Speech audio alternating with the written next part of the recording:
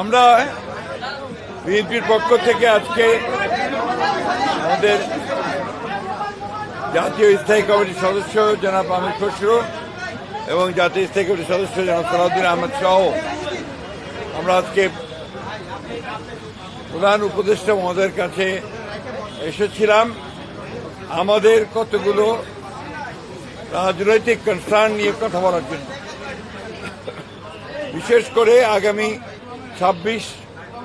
2026 ফেব্রুয়ারি মাসে যে জাতীয় সংসদ নির্বাচন অনুষ্ঠিত হবে, সেই জাতীয় সংসদ অনুষ্ঠানকে অর্থবহ, নিরপেক্ষ, সকলের কাছে গ্রহণযোগ্য করে তোলার জন্য এই মুহূর্ত থেকে যেটা প্রয়োজন হচ্ছে অন্তর্বর্তীকালীন সরকারকে এখন কেয়ারটেকার গভর্নমেন্টের আদলে নিতে হবে।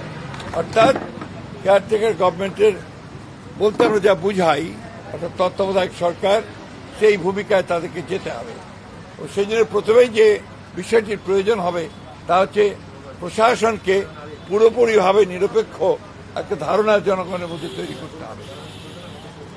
বিশেষ করে সেক্রেটারিয়েটে যারা এখনো আছেন, যাদেরকে চিহ্নিত ফ্যাসিস্টদের দোসর বলা হয়, তাদেরকে সরিয়ে সেখানে নিরপেক্ষ কর্মকর্তা দেওয়ার জন্য আমরা বলেছি যে প্রশাসনেও, জেলা প্রশাসন বিশেষ করে, সেখানেও একইভাবে ব্যবস্থা গ্রহণ করতে হবে।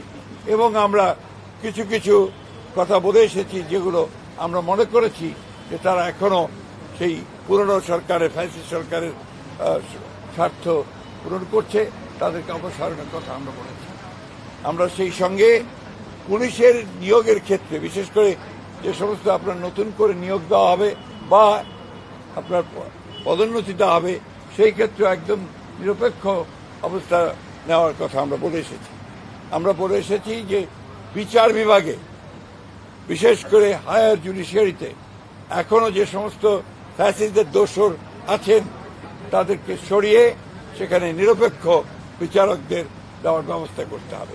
যদিও এটা জুডিশিয়ারি ব্যাপার, তারপর প্রধান উপদেষ্টা যেহেতু সবকিছু দায়িত্বে আছেন, তার কাছে আমরা আমাদের সেই কনসার্নগুলো জানিয়ে এসেছি। সরকারকে নিরপেক্ষতা বজায় রাখার জন্য এবং সরকারকে সম্পূর্ণভাবে নিরপেক্ষতা বজায় রাখার জন্য সরকারের মধ্যে যদি কোনো দলীয় লোক থেকে থাকেন তাকে অপসারণ করার জন্য আমরা দাবি জানিয়ে এসেছি। এটাই ছিল প্রধান মূল কথা। জি, না, আমরা যা বলার বলে এসেছি। প্লিজ, আমরা সব আমাদের কথা আপনাকে বললাম, এটাই আমাদের মূল কথা। Thank you.